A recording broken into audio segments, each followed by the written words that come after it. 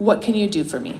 And so that's one of the things that we have been trying to do, is to make sure we can connect people outside of the context of the legal system. What does that look like? Sometimes it's mental health services. Sometimes it's helping to address economic needs. Sometimes it's civil legal services. It can be a whole host of things. So what I would say is we are seeing an increase. We know that, I also just want to highlight, when I talk about anti-Blackness, we are also talking about the fact that anti-Blackness also drives other forms of discrimination. So if you want to, the most recent data from the state, you saw a decrease in terms of hate crimes targeting Asian Americans. But we need to remember that was after 2 years of, it's hard to even, record-breaking does not capture it, of record-breaking increases. So let us not, we have to stay on top of all of these issues. We know that when we look at, and again, one of the reasons I'm excited to be up here with the folks here is that when we're talking about all of these forms of hate, they are interrelated. When people are targeting people for hate, it is driven by the same sort of white supremacy that we have to address with respect to all communities who are targeted. So I also just have to say, and my last point is that when we think about communities targeted for hate, the other community we have seen an extraordinary increase is the LGBTQ community, and that is something that we need to all hold on to. First of all, obviously that means there's a lot of intersectionality with other communities who are targeted for hate. It also means we have an extraordinary obligation to stand up for young people, for elders, for others who may be targeted. And so we also offer those services as well. Thank you very much. Marcela, I have the second question maybe, but if you want to answer the first one, of course you may. Okay, the Stop the Hate initiative is entering its second year. What are key strategies you think open up communication and understanding within different groups? What are important lessons learned from year one? What are priorities you have set for year two? Absolutely. Thank you so much. And like Becky, I am extremely honored to be here today. Thank you to the organizers, to the panelists. And I just, I want to share just a quick personal note about the importance that ethnic media has played in my life. I grew up in the Central Valley in San Joaquin County, and growing up, I remember tuning into Radio Bilingüe, Radio Campesina. We were trying to get it on the radio as we were driving down closer to the Fresno Visalia area. And I remember hearing voices, hearing stories, hearing about people who reflected what my home life was like. So then that experience I carried with me into my work. Prior to coming to the state, I worked with California Rural Legal Assistance, where we very often partnered with ethnic media. Again, at that time, Radio Indígena, right, to get information out to farm workers who were indigenous language speaking about their labor rights and also about their health and safety rights. So thank you for everything that you do and for continuing to partner with CBOs, with the state to, I think, achieve our common goal of making sure that we are adequately serving all Californians. And just before I answer the question, just to provide a little bit more context around this particular program and how it's structured at the state level. So this program, the Stop the Hate program, was an investment that came out of the 2021 API Equity Caucus Initiative or priorities. And it was a $165 million investment that had several prongs, including what Becky just mentioned around creating a complaint line. There was also funding for community-based organizations to deliver services, preventative services, as well as services to victims and survivors of hate incidents, and that's the program that our department administers. And there was also an investment, a direct investment administered by the state libraries to fund ethnic media. And so what was really wonderful about the way this program was started is from the get-go, there was this intention of making sure that the different actors who have a role in reaching community were at the table. And we've been able to coordinate and work together and learn about how to bring our programs together in a way that improves the service delivery to all the populations, again, that we are all touching on the day-to-day basis. So in the first year, we just awarded, and I have to look at my notes here to make sure that I get it right. I told our team I would get this right.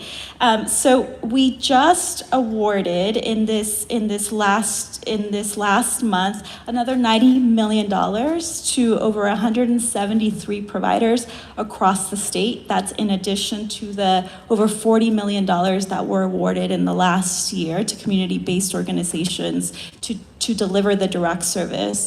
I think it probably goes without saying in this room, right, why we work through community-based organizations for the same reason that we bring ethnic media into the mix, because they have the know-how, because they have the trust, because they're effective, and because they teach us a little something about how to deliver the services.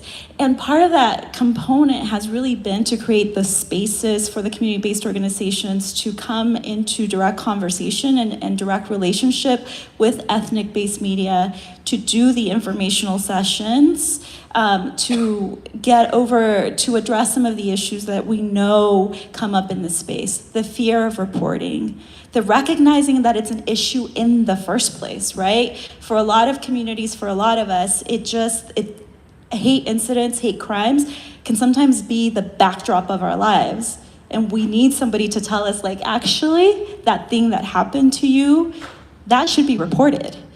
And so as we're trying to change the culture, change the recognition, create more comfort level with people to reach out to government to report these instances, we need to partner with community-based organizations. We need to partner with ethnic media to deliver those messages and to inform us about how best to deliver those messages, right? We have certain expertise in government, right? We know how to run an RFA. we know how to structure our contracts, but in the messaging, in the effectiveness of how to reach community, that's where the partnership comes in. And you're gonna forgive me, I don't know if I answered your question. And that's a perfect segue into our panelists here who are from different CBO organizations.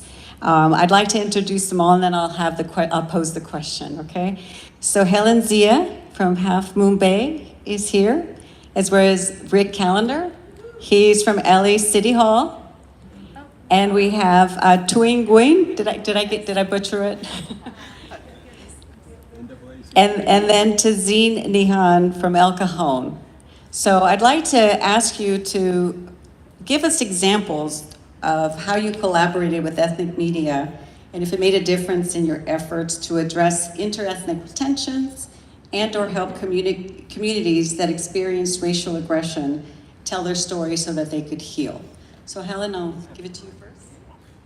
Well, thank you very much, Martha. And I just want to say again, too, what an honor it is to be here at the Ethnic Media Services Expo and to be on this panel with such incredible change makers and leaders. So I'm actually not from Half Moon Bay, but I will be talking about Half Moon Bay. I have visited there and live in the Bay Area. I'm here to talk about the Vincent Chin Institute and our collaboration with Ethnic Media Services to get stories and lessons out about hate violence that's been affecting our communities. The Vincent Chin Institute is a new organization that comes from an old history, and our mission is really to address issues of hate that affect all of our especially marginalized communities, and in particular, Asian American and Pacific Islander communities that have been experiencing hate violence since the very beginnings of our history on this continent.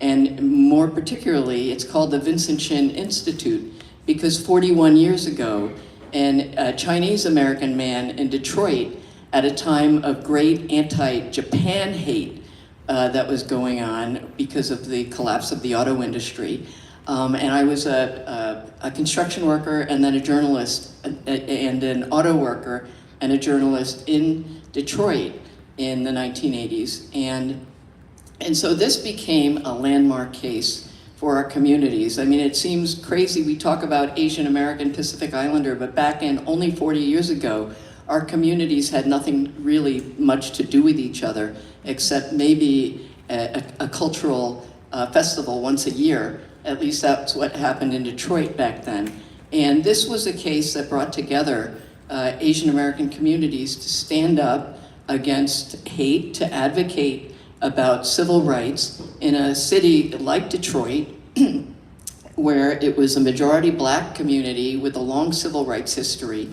And we joined with the NAACP of Detroit back then, the largest branch of the NAACP, as well as Arab American interfaith groups. And so it really stood out as a lesson in solidarity, how to build solidarity among Asian Americans, but also multiracial, multi-faith, multi-class.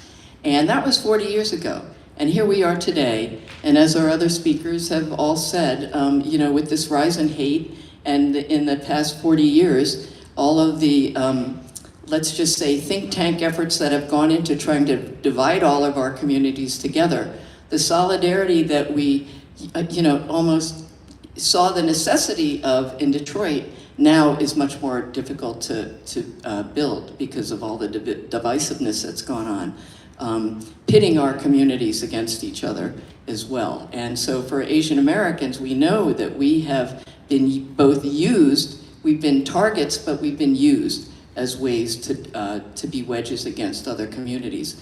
So anyway, that's a long way of saying that that's why the Vincent Chin Institute was established this year, to bring those lessons of solidarity and what it means to cross racial, ethnic, religious, gender, sexuality orientations, and all of those things, and to actually try to stand together. And so, so the Vincent Chin Institute, one of the things we've been trying to do is take the lesson. Every time one of these terrible incidents happen, whether it's in Atlanta, Midland, Texas, Allen, Texas, Albuquerque, you name it, New York City, Oakland, San Francisco, San Diego, you know, the list goes on. But every time it happens, there's almost this surprise, especially in the mainstream media, like, oh, Asian Americans, you know, do they experience racism? And within the Asian community, it's what do we do? What do we do? So some of the, and I'm looking right at Manju Kulkarni and the award winners today about, you know, who have been doing this work in our communities. And when something happens, those are the organizations that people turn to. But it's like starting all over every time. And so one of the things for the Vincent Chin Institute is, what lessons can we draw? What can we put out there in the media for our communities so that when it happens again, and we know it's going to happen again as long as China is considered to be the existential threat to America, that's not going away anytime soon. Almost every American can say, when they're asked, what's the greatest threat to America? They will say China or Chinese people. But they might not even be able to find China on the map of the world, but they know that. And so we know in our communities that it just means that this is going to be happening again and again and again. And so Sandy Close and some members like Deborah Nakatomi, who is here, and other community activists met with Sandy to talk about what can we do to get these lessons out there, and how can we collaborate on that. And so a CBO like Vincent Chin Institute, you know, and the other CBOs that are represented here, we have the roots and the sources in the communities. And how do you get the stories out? If you want to do narrative change that we all talk about, you have to find a way to reach out to the communities that are most on the ground and affected by all of this. So Sandy and Vincent Chin Institute have collaborated in trying to, we have a little pilot program of initiating stories together. And we've done 2 so far. One's been published, one about Half Moon Bay, and that's why you thought I was from Half Moon Bay. And what happened this year, January 11th, there was an attack on a first-year student in Indiana, Bloomington, Indiana, who was stabbed 7 times in the head by somebody on a public transportation. We heard about public transportation. A lot of hate crimes happen on public transportation. And then a few days later, Monterey Park and the mass killing that happened there. And then 2 days after that, Half Moon Bay. Now, Monterey Park and Half Moon Bay were not hate killings. They were mass shootings by, both Chinese Americans against other Asian Americans. But the thing about hate and violence is it spreads. And communities living in hate and fear of violence often spawns other violence. So we went to Half Moon Bay. A report, Peter Sherman, I don't know where Peter is, Peter and Manuel Ortiz, Yeah. both went to Half Moon Bay, and as some of you know, and I'm gonna make this, I'm sorry, I'll just try to speed through. Half Moon Bay was farm workers. 7 people were killed. 2, and talk about marginalized and visible people. 2 of the farm workers killed by the Chinese American shooter. 2 were Mexican farm workers from Oaxaca, and 5 were Chinese, 4 of whom were over the age of 65. And so of these communities, and Half Moon Bay is one of the wealthiest communities and is well known for invisible in full sight. And what did we learn from that? And let me just say a few of the lessons of Peter and Manuel's reporting there. One was that they were so invisible, even other farm workers, for example, did not know that there were these Asian farm workers there. The Asian community in the Bay Area, one of the largest communities of Asian Americans, had no idea that they were there. And what led to all of this? Well, after the headlines were over, we see incident after incident. It's forgotten to the rest of the world, but the communities are left with their trauma. And so what we learned from there was that the Mexican and Chinese workers didn't even really know each other that well. The social services within the city of Half Moon Bay and the county of San Mateo had no idea that they were there. The community organizations, some of which were recognized today, Chinese for Affirmative Action, the Stop API Hate folks, Self-Help for the Elderly. So the CBOs had to be found. The people in Half Moon Bay didn't even know where to go to assist in the languages, in Oaxacan and in Chinese, to help the folks. So all of this just led to a lot of scrambling around. And in the meantime, some of you may have seen the pictures of where the people lived. They lived in shacks and hovels that were provided by the mushroom companies. And they never went out. The Chinese were they said they were like living in fish bowls. They just swam around. They never went out. People didn't know who they were. And then suddenly they were in the spotlight. The survivors were in the spotlight. And the trauma was incredible because it was not just witnessing killings of their friends and people that they, worked with for decades. I mean, they didn't just show up. They'd been there for decades working for each other. And so the challenge for the social services and for the state were incredible, but the interveners, the ones who did the work, were the community organizations. And they had to be, and so the link of trying to connect state services that are available and wanting to help, and even city services and regional services to help people who were unknown to them.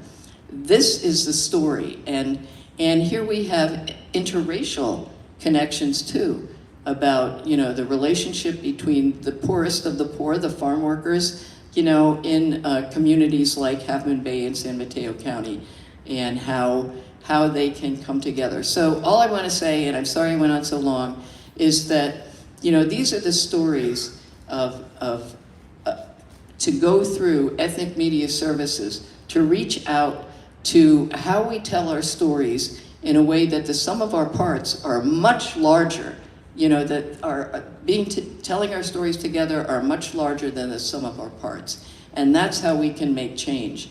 And so the first story came out a couple weeks ago about Half Moon Bay. Another one is going to come out shortly about Indiana. How do communities fight hate when they're in areas where it's mostly red and there are not a lot of supportive infrastructure? And what are the lessons there that others like them can learn? So this is all about trying to get our communities to learn the lessons together and to make our voices stronger together. So anyway, thank you. Thank you, Helen. Thank you very much.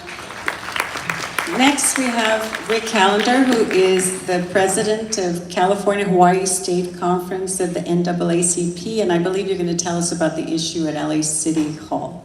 Yeah, that's one of the things I wanted to touch on. First, I want to thank Helen as well as the speakers before me, and I want to thank all of you for being here. And I do bring you greetings from the NAACP National Board of Directors, which I sit on, as well as from the California-Hawaii State Conference. As I was listening to Helen talk about what had happened over the last 40 years, I'll touch on LA City Council, but I'm going to talk about the last 40 days. I'm going to talk about why we need ethnic media and some of the stories that we try to tell that wouldn't be broken unless it was the ethnic media covering. So when you talk about the LA City Hall incident, if folks don't recall, I think it was Nura Fernandez was the city council member that we're talking about, basically holding down black folks and basically trying to keep us from being in power. It was an example of someone from a Latino background trying to basically display hate towards not only her own kind, but towards African Americans. We broke the story. We were the first ones. The NAACP, the California-Hawaii State Conference, we came after them first. No media covered it at first until everyone was outraged. People were scared of the political power that was in the LA City Hall. And so I said, we're not going to be scared of speaking truth to power. But it was the California black media that covered this first. And then the other media act like they're breaking the story, when it was actually the California black media that covered it. You know, when I sit here and I could talk, when I talk about the last 40 days, let me just take you to the city of Antioch. We've had folks, we've been talking about what's been going on. They sicked the dogs on us. They kicked my child in the head and said they were going to kick him in the head. They shot them with rubber bullets and they said they were going to shoot him with rubber bullets. We've been talking about that.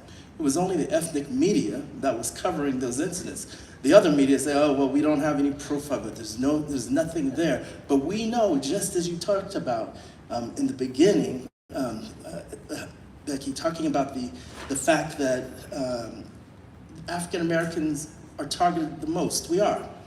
Last 40 days, what happened? We saw the FBI come out and they released the text of these hateful individuals that were treating us just like that. So the stories that were told in the media have been told for years in the ethnic media. We know it's true. We know what's going on, but yet it's not covered in the mainstream. If we cannot rely on the ethnic media to do exactly what they're doing and continuing to report of what's going out there, if we cannot partner with the ethnic media in the ways that we have, we won't have anyone telling those stories. So what we need is a strongly funded ethnic media. So as I was listening to the folks from the state, I heard you. I was trying to take notes to make sure I didn't miss it. When you talked about the $90 million that was put into community, that's excellent. But I need to make sure that these dollars are getting into our ethnic media. When we talked about the partnership, and Becky, I just met with you less than a month ago, and we're going to be joining the state effort to make sure that people understand how to report these incidents of hate and what's occurring to them. But we need to make sure that we're getting funds to our ethnic media. We can't allow them to die on the vine. We can't allow for the stories not to be told. We can't sit here and have me beg for any mainstream media to cover something and then I say, I told you so. So we need them to be funded. And when I talk about, I said the last 40 days, let's look at 4 days ago. This political rhetoric that we have going around us right now is having an impact on us. If people are saying these things aren't happening, if you look at, look all the way to the other coast, when we see what's going on with Florida, Do you think that's not having an impact in California? People have been given a license by what they're hearing in political rhetoric to hate us. When that young kid that killed himself in the end went and shot 3 black people because he hated black people, do you not think that that's attached to the political rhetoric that's going on around us? It absolutely is. If we don't have the ethnic media talking about what's going on, the impacts to our communities, and how it's going to affect us, then these stories are not going to be told. We need to make sure we have partners, and this is the partnership that it takes, partners that are helping us to speak truth to power. When we introduced the bill, and I'm going to turn this over in a second, we introduced a bill, and I'm going to make sure I get the bill number correctly. We introduced a bill basically dealing with racism in high school sports. Now, we have 57 branches throughout the state of California and in Hawaii. And what we were seeing is that when our kids, black and brown on the field, they'd be barking at them like dogs and acting like monkeys when they're taking free shows, throwing tortillas at kids in the San Diego. But it's happening so much more. Where does the stories get told often? In the ethnic media, unless people catch it on camera, and then they send it to the mainstream media, and then the mainstream media may talk about it. But the ethnic media is the one that called attention to it. We tried to make sure that we're tracking these incidents that are occurring, because there is no database, and schools don't want to admit that it's occurring. But I can tell you, the only people that talked about the bill was the California black media. And once again, it's the California black media that was there. We just had another bill that was signed dealing with racist bullying in schools. Imagine what it's like to be on a school campus right now, and they say, you know, we can watch our last president, 45, he can act like this in the open, you know, we can act like this in the open as well. We've got kids that are being bullied, racially bullied on campus, and thankfully the governor just signed 1165, which basically is going to create a restorative justice program. So when people do things, they're going to have to be thrown into restorative justice and training to understand the impact that it has on us. You know, these things are real. Did you read about it in the mainstream news? No, but you read about it in the California black media. Because this is the partnership that we have. This is the partnership that we need. And we cannot have an effective partnership if our ethnic media isn't funded appropriately. And so that's, if anything, that I leave you with. I'd love to make sure that we're going to continue to put pressure on the state. I know that you're implementing the programs, but we need funding for the programs, and that's got to come from the state legislature, it's got to come from the governor, and it's got to come from others. And so the NAACP, we're the same old NAACP we always are. We're going to speak truth to power. I'm going to advocate for what's right, and we're going to do the best that we can to stop the hate. Thank you very much. So next we have Tazheen Nizam. He's Education Chair in San Diego. And are you doing this together about El Cajon? Okay. And Tuyen Nguyen, Catalyst of San Diego and Imperial Valley. Thank you. Let me just tell you that I have been amazed all day long by the amazing ethnic media presence here. Just blown away. So hats off to you amazing people. A round of applause and heartfelt gratitude for you all. So I'm just amazed. Let me just tell you that. Lastly, I want to thank Julian Doe for inviting. Let me start with introducing myself appropriately. My name is Tazheen Nizam, and I serve as the Executive Director of CARE, which is Council on American Islamic Relations, the San Diego office. We are the largest Muslim civil rights advocacy group nationwide with 4 offices in California. A lot of our work is around civil advocacy, around discrimination cases. We publish a bullying report, and as Rick was talking about, and the report has shown that 52% of students have been bullied in schools due to their race, their religion, their ethnicities. As a parent, that's just appalling to me and unacceptable. And I know it is to all of you as well. Just let me tell you that I am so honored to be here. I just met Zia, and I'm like, oh my God, a fan for life. Marcela, Martha, Becky, Rick, such a pleasure being here. So the reason that I came in contact with this amazing ethnic media group headed by Julian Doe was I was watching a lot of hate incidences being reported in the city of El Cajon. El Cajon is a small city which is about 10 miles inland of San Diego. It has a large Assyrian population, which is of Iraqi descent. A lot of them are Iraqi Muslims, but a predominant population of that city is Chaldean community. Chaldeans are Christians, and they belong to the Chaldean church. There's a large Catholic community there, and then the church is called St. Peter's. They've been settling there since the 50s, but in 1973, the community expanded and they built a church. And after the Iran-Iraq war, they really faced discriminations in Iraq. So then a lot of them migrated across the world, and we happen to have about 15,000 plus of them. A lot of them are business owners, there's a merchant union. So this is a very strong rooted community. And then we have the Iraqi Muslim community that are considered Arab as well. They speak the same language, all of them. In the past, we've seen that a lot of them have coexisted peacefully based on their shared ethnicities, their shared language and culture. Recently, in the last couple of years, we've been seeing that there has been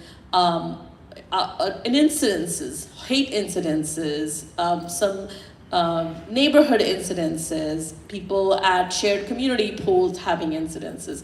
And I keep saying incidences because that's important for our community, the legal defending community, and for CDSS and the state to recognize the distinction between a hate incident and a hate crime. When a crime occurs and you go to law enforcement, you call the police department, and there is prosecution possible at the end. But in the event of an incident, it is an incident which doesn't mount to the level of a crime, and law enforcement is unable to prosecute even if it's proven.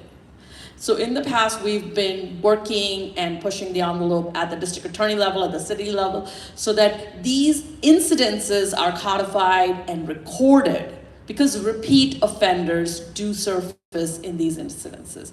And I could bet my shoe on this that those incidences will at some point amount to a crime, because people who do such things are not very intelligent and keep doing mistakes, and I'm hoping that they get caught. So the distinction between a hate incident and a hate crime was important. When incidences happen in a community, and as you all know, and as Rick and everyone mentioned, the community doesn't come forward because when they do come forward, these incidences are not taken seriously by law enforcement, by authorities, and so people are not encouraged. Secondly, a lot of our immigrant communities are not confident enough to trust in law enforcement because they have come from spaces where law enforcement has been corrupt, has been abusive, and has abused their power upon these people. So they do not trust law enforcement. They don't want to report such an incident. And because we are a border town, a lot of our communities have not clear documented status, and then that's a red flag that they place upon themselves, so they're not encouraged to come forward and report these crimes. Mounting to all of these things, crime reporting or incident reporting is not as high. So when these happen, and I know that a lot of you do, Freedom of Information Act, Public Records Act, so don't sue me on this if I say that there has been an uptick in numbers and a certain number of cases have been reported in my office or in other offices, because I may not be able to prove that as a matter of public record because it hasn't been recorded. We have received these, and some people are bold enough where they will go and report it to law enforcement, or I can accompany them to go to law enforcement. But a lot of people don't want to do that either. So the numbers may not be evident, but there is cases. And CBOs like ourselves who do work in the community, who have our ears to the ground, are able to identify, are able to connect with community members, and therefore we at our office have really increased the number of Know Your Rights presentations that we're offering in cities like El Cajon. So when this was happening and I was getting reported cases, I had mentioned it to Julian, who I got connected through Tuyen, who is from Catalyst. Of course, I'll let her speak for herself. Julian said, Tazheen, this is something that we need to discuss. And I was like, really? I can do this? I can have support? And then we came about with the thought of, why don't we approach it with a faith-based lens? And because we did not want to just alienate one community or another, we brought various faith communities, and we were able to put an event with 40 plus representatives from ethnic media, from faith communities, my office, Catalyst, ethnic media was there in large numbers as well, and we were able to put together this event. Great dialogue, great communications. I met some wonderful people that I'm seeing again for the second time today. And I'm hoping that this is a continued process. So we want to continue these conversations. I'm connecting with other faith communities which haven't been tapped also in the city of El Cajon, but also larger San Diego eventually, because conversations that happen in faith-based communities, once these dialogues are shared, once these stories are shared, we realize how we have intersectionality. Like our stories intersect at some point. The more we talk, the more we engage in conversation, we are able to share stories, share solutions. And that's the purpose of all of this conversation. That's the purpose of all this gathering, is to come up with concerted solutions which as a community we can implement. As a faith-based community, we can pass on to our congregants and our followers and people that we have in our circles of influence.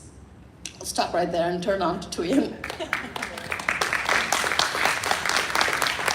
Well, thanks, Tazheen, for laying the groundwork. My name is Tuyen Nguyen. I am the Stop the Hate Manager for Catalyst of San Diego and Imperial counties. And so we are honored to be the regional lead for the border region, along with 4 other regional leads. And our primary responsibility is to really support our community-based organization on the ground who have received this funding to really execute their work, to think about how we can support them administratively and also capacity build so that they can concentrate on their work. And so I think one of the things in the previous panel in terms of talking about how can the state really reduce some of the barriers and challenges, and as someone who has returned this work and used to be a community organizer, I think it's been refreshing in the last year to really work with a department that was responsive, flexible, and really be able to take on the feedback and the questions that we all ask as regional leads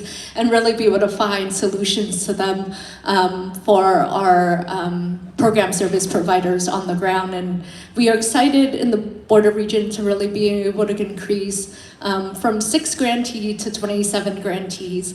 And so one of the things in the role of which I did in the first year is because we were underfunded or less funded than other regions, was really thinking about what the needs are and why, right? And we asked this question of why. And I think the things we discover is that in San Diego, the infrastructure, particularly within the Asian Pacific Islander community, there's not a lot. And so we're not finding organizations that are long-term and rooted, that are immigrant direct services based, and there are some amazing organizations that do that well in our region, but there aren't many, right? And so as we engage in this partnership, or when we first started this grant, thinking about our 6 grantees, and even our service organization, what they need to think about when they're executing this work, is that they have to focus on delivering what they ask. And so when we share ethnic media contact and say, we invite you to this, folks don't have the time to think about it. They're thinking about the people on the ground they're servicing. And so I'm super grateful to Julian to be able to proactively come out and reach out to us early in May and said, let's have a conversation about who's on the ground and can you help support to connect folks.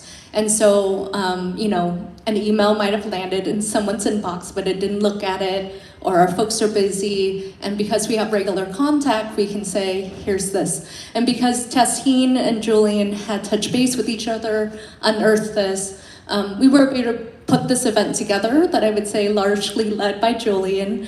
And I think that is an example, and I want to share that because I think there's opportunities there to where, you know, we can help facilitate that relationship and trust, but we also ask for that to be helped in our region in some ways because folks on the ground doing work are concentrated on doing their work, right? And so with that being said, I think one of the other things we learned on the ground with this event is that we were seeing folks in the room that I haven't seen before, or we haven't interacted before. And that is also an opportunity where our community members and partners are saying, you know, we want more opportunity like this to engage and to talk about very basic things. And people were asked about, what are the next steps you want out of this? And a lot of it is information sharing. And a lot of it is sharing information across communities and culture. And I think I also want to echo the things that was shared in the previous one is also, yes, there are hate incidents, there are hate crimes that needs to be highlighted, but also in our regional meetings, as well as echoing in this particular session, is we also want to highlight the successes and the work that's done well, and also the things that will bring people together, right? So I think we spoke about this in one of the ethnic media briefing in this piece about sharing stories from another community that's doing the work that invite people out to really be able to interact on the ground. And I think it's something that's small, that is a starting place. And I think Julian invited to share this is that that meeting, as simple as was, is a starting place of opening space and creating new spaces for folks to really be able to gather. And to be able to provide exposure, starting to build trust and relationship. That is, if there's stories on the ground, that folks are comfortable in going to one of our partners in order to share that, right? And then we can actively think about all the other wonderful work that our other CBOs are doing, which are system change work that are necessary in order to drive the other things that we're all dealing with. But I think this is also one of the smaller steps that also can be very impactful in thinking about what collaboration might look like. So I'll end there. Thank you very much. It's all very now it's your turn, audience. So does anybody have a question? I'm gonna run down here. And I'll get you.